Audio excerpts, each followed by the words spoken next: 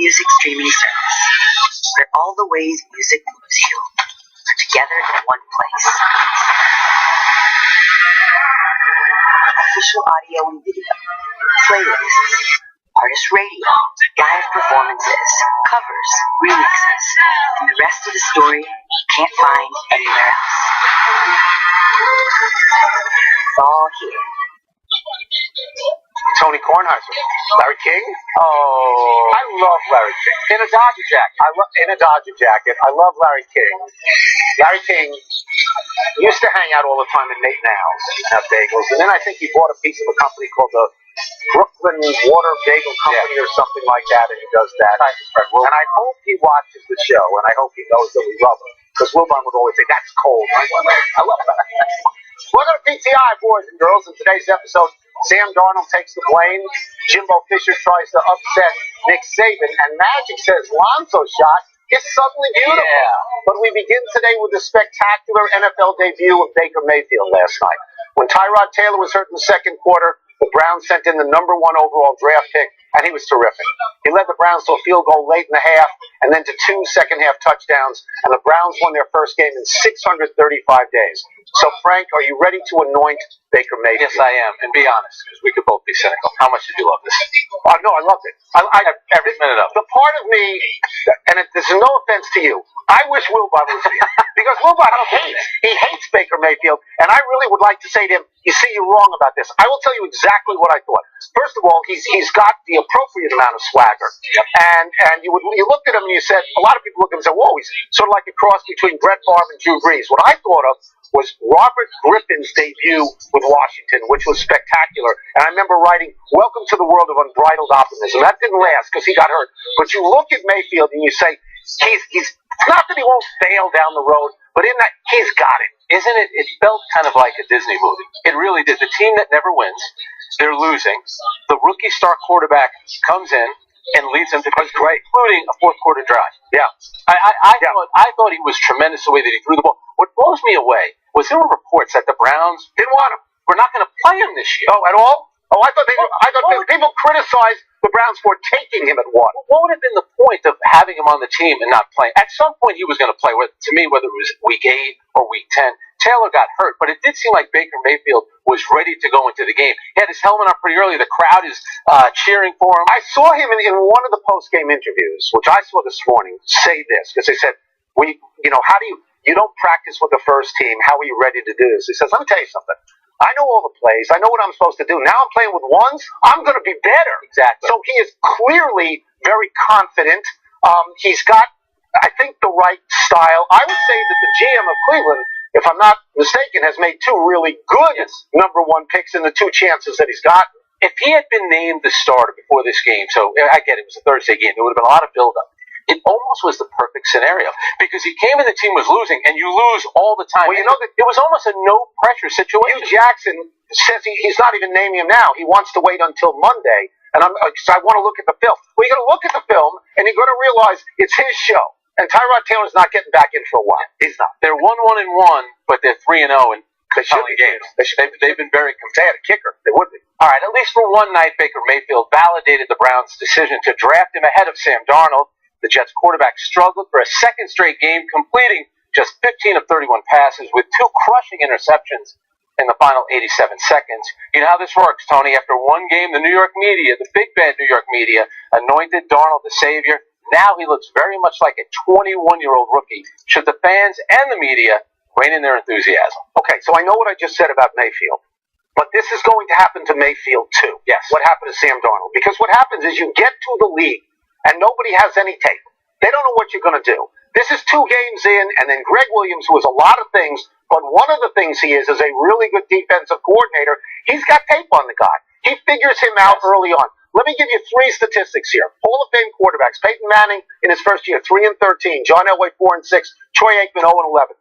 This is going to happen. It happened to Darnold. It's going to happen to Mayfield. No, don't rein in your enthusiasm. Not yet. No, don't. If you're a losing team, which the Jets are, and you're going to start a rookie, you have to expect this. Now, here would be my concern. He threw 13 interceptions last year at USC. This is our 4th interception in 3 games. The other thing is, for a rookie quarterback, one of the youngest ever in the league, 21 years old, He's played 3 games in 11 days. That's really not a lot of time, a lot of time to prepare for an opponent. And guess what? Now he has some time off, but his next opponent is Jacksonville, which is even a better defense. No, he's going to get bruised. He's been bruised the last 2 games. He's gone down. It's going to be worse against Jacksonville. Because here, and I would remind people again, in the 60-year history of the New York Jets, here's the highlight. It's number 12 doing this. That's all it is. And so every quarterback that comes to the Jets since Namath, they compare to Namath. Is he as good as Namath? Will he be as good? No, and they never are. They're not. Now, Darnold has a chance somewhere down the road, but you have, again, Mayfield too, you have to take lumps at some point. And to his defense, he was getting pressured all over the place. So he was always trying to rush. How about Todd Bowles, though? Started out 10-6 as a Jet coach. It's gone 11-24 since then. Yeah. And that includes a loss now against a team that never wins. I would suspect there are a lot of people in New York who are wondering if they should make a change there. Yeah. Scott Frost was called back to Nebraska to restore that school's football glory, and why not? Frost was 13-0 last year at the mythical national champions, UCF, and he was a starting quarterback on Nebraska teams that went 24-2 in the mid-90s. But Frost has started 0-2 with home losses to Troy and Colorado, and now he's telling people, quote, this could get worse before it gets better, unquote. Frank, is it the right call to prepare Cornhusker fans for more disappointment? I don't know about you, Tony. I think when you lose to Troy, I think the fans know it could get worse before it gets a lot better, right? I'm looking at their schedule. They have to go on the road at Michigan, at Wisconsin, at Ohio State, at Iowa, and they get Michigan State at home.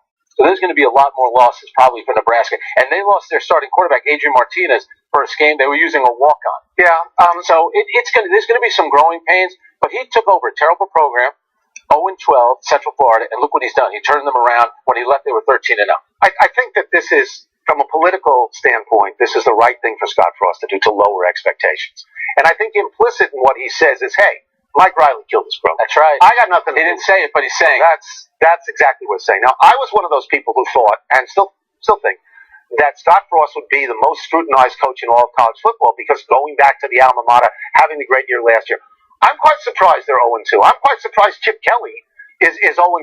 I thought both teams would be better right out of the gate. And I think that Nebraska fans will give Scott Frost this year. I don't know if they'll give him this year and next year like this, but this is smart of him to say. He seems to have an old school kind of team, like a Nebraska team from the 70s, 80s, 90s, kind of a plotting team where he doesn't have as many athletes. And that's going to be the key to them in terms of recruiting. So he's got to go out and get out. And you said it. He's not going to criticize Mike Riley, but by saying it's going to take a while, he's telling you, look at what I inherited. I need better players. Yeah, that's 100% what he said in that case. All right, with LeBron James ruling over both Hollywood and the Lakers, I almost forgot that Lonzo Ball, last year's kind of it player in L.A., is still around. Magic Johnson, however, believes Lonzo is ready for a, quote, breakout season and says the point guard's funky-looking jump shot now looks beautiful. Tony, when you hear that, do you believe it? And if so, are you ready to elevate your expectations with Lonzo? No and no. and we'll start with, first of all, Magic Johnson is not the world's foremost authority on shooting.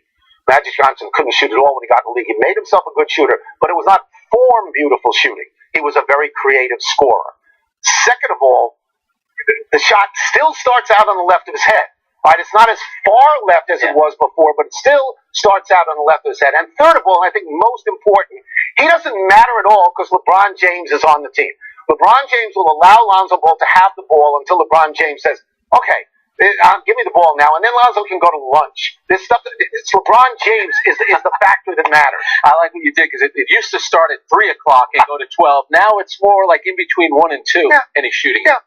Here's the biggest thing for Lonzo. First of all, he's coming back from knee surgery. So he might not even be ready at the start of preseason, and they brought in Rajon Rondo. So they bring in LeBron, ball handler, playmaker, Rajon Rondo, ball handler, playmaker, Lance Stevenson, a little nutty, ball handler, playmaker. I don't know how Lonzo's going to fit into this. No.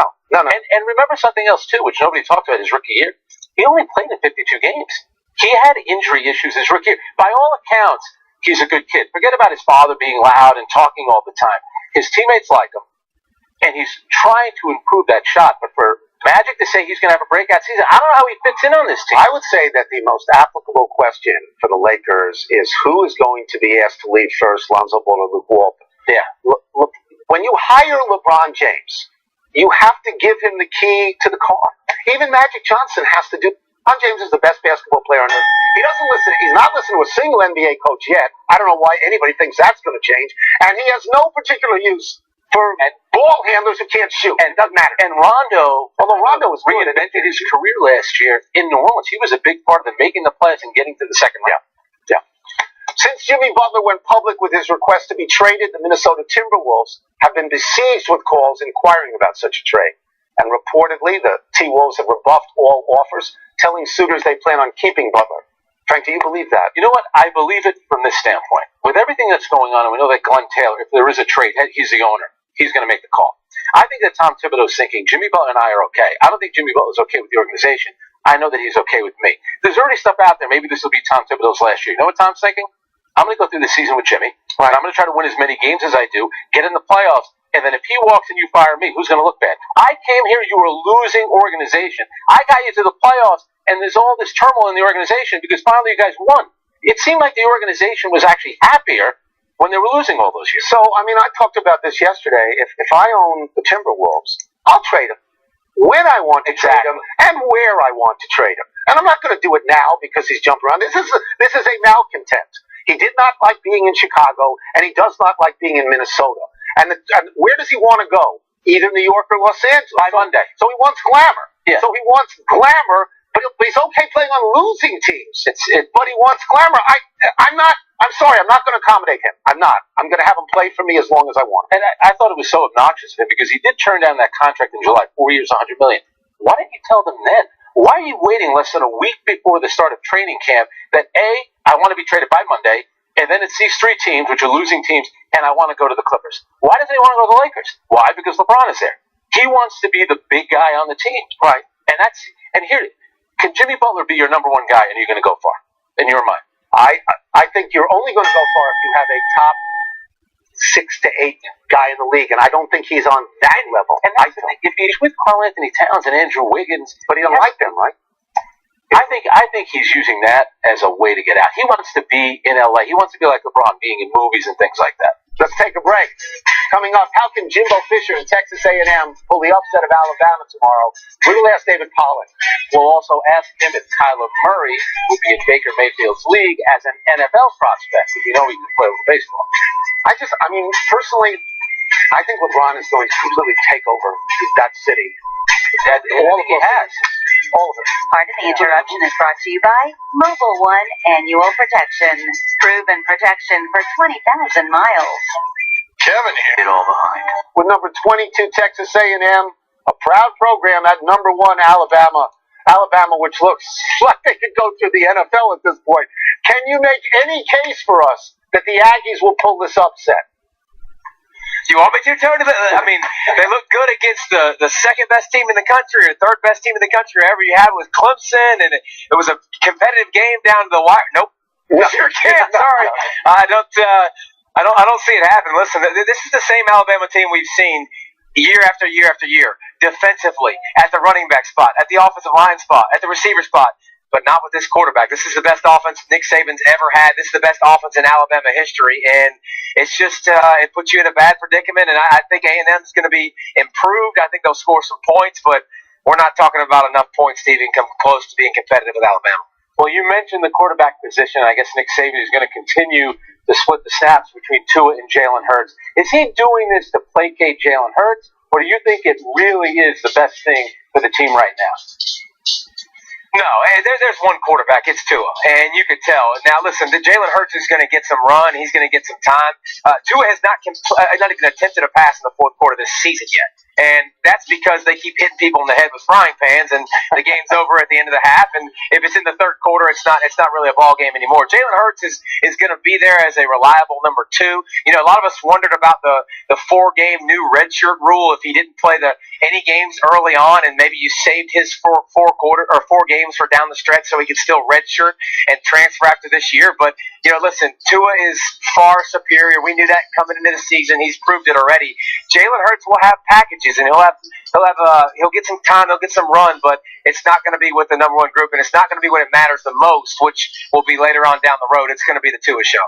Let me stay with quarterbacks with Baker Mayfield. He had a thrilling debut last night for the Browns, but Kyler Murray, who has taken his place, has matched Mayfield's stats from last season already at Oklahoma.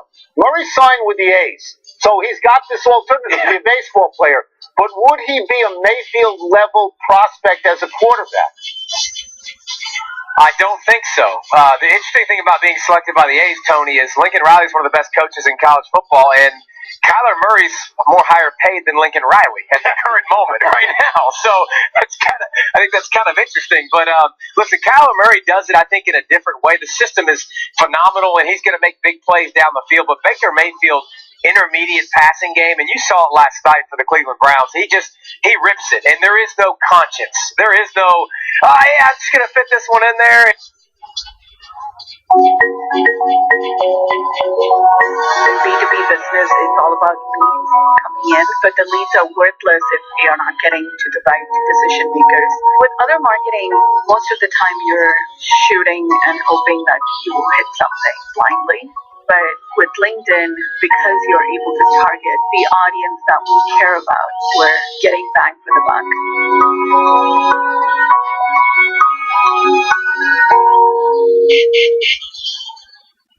I don't want to throw a pick now, bro. He's throwing the ball. He's just letting it go. And I think Kyler Murray has more quickness and elusiveness, and he's going to make more big plays in the running game. But he's not at the level of Baker Mayfield passing the football with timing and hanging in the pocket and doing some of the things Baker has. But this offense is still going to be a pain in the butt for everybody. Urban Meyer is back, but his star linebacker, Nick Bosa, is out. How does that injury change the team? The deepest spot for Ohio State is probably their defensive line, and I think that's one of the best in the country. I think you could argue whether it would be Clemson or Ohio State.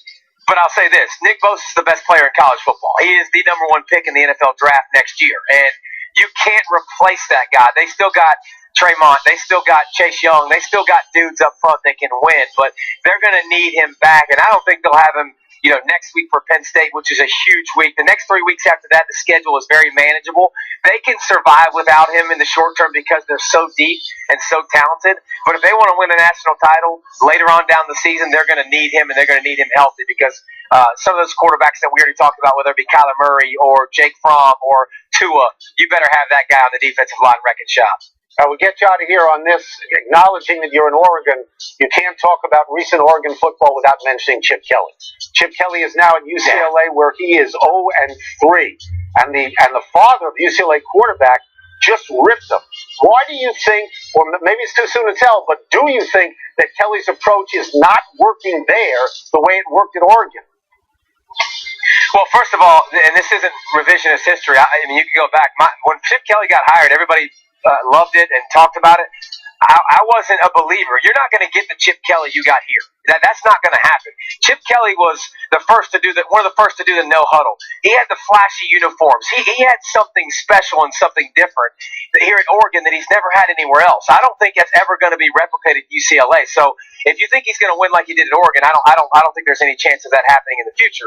But when you start talking about the dad of the son now, I want the dad to shut up. Is it something with UCLA parents that they just feel like now they have to talk all the time? I mean, listen, if you think it's bad play calling, that's fine. How do you help the team by opening your mouth and talking about the coach? What does that do to fix the situation? I mean, listen, everybody knows that this team is struggling. This team is not looking good, and there's a long way to go. But I never get how this helps anybody move in the right direction. I think Chip Kelly and UCLA have enough problems. This is just adding fuel to the fire that's so unnecessary. Thank you so very much, David. It's always a pleasure to have you. Thank you. Thanks, David. Love being on with you guys. Thank you. Game Day from Eugene starts tomorrow at 9 a.m. on ESPN. Let's take one last break, but still to come. Could the team really sign Colin Kaepernick next week? And is tonight a critical game for Jacob DeGrom's Cy Young bid? So it's like taking advanced LeVar Ball. Yeah. This is what happens. You go to UCLA, and parents just start. Part of the interruption is brought to you by SportsClips Haircut. Check in online now. Visit sportsclips.com/check-in. God, I wish I needed a haircut. Happy time, people. Happy 80th birthday, Doug Moe. Doug Moe is one of those famous New York City basketball players recruited to North Carolina by Frank McGuire, along with Billy Cunningham, Larry Brown. All-star in the ABA as a player, but is most famed for coaching the NBA for 15 seasons, most of them with the Denver Nuggets. Very chatty and funny guy. Absolutely. You mentioned Larry King before in the Dodgers. Doug Moe loves the Dodgers. Brooklyn Dodgers. That's He's going back a ways. Happy anniversary, Jared Goff. On this day last year, Goff entertained the Thursday night football audience by throwing for 292 yards and 3 touchdowns to edge the 49ers 41-39. Like Baker Mayfield, Goff was the overall number 1 pick, but he waited a lot longer to play because his coach then, Jeff Fisher, had no particular faith in him. which is ridiculous. Starting with that game, 30 touchdowns, 7 interceptions. The Rams are 12-4, starting with that win over the Niners. They've got a great coach. Yeah. Happy trails to 15 yards to the Jets. The Jets were flagged for unsportsmanlike conduct after Isaiah Crowell scored a touchdown and then did this obviously obscene celebration with a football before throwing it into the stands. It seems like Crowell carries a grudge against Cleveland where he spent his first 4 seasons. Frank, I would actually suspend him for that freak show with the ball. The NFL will let you do almost anything now, but you know you can't do that. Now that's a hot take. Remember Odell Beckham pretending he was a dog peeing? That can't happen. One error. Browns GM John Dorsey picked Baker Mayfield for the Browns. He wasn't there the year before when they picked Myles Garrett, because that year he picked Patrick Mahomes for the Chiefs, which isn't bad. Quickly to the big finish. Conor McGregor said of his next UFC fight that he's going to, quote, truly love putting a beating on this little glass-jawed rat, unquote. Is he selling you? I have zero interest in that fight. Colin Kaepernick's attorney says 2 teams that will remain nameless may be interested in signing his client.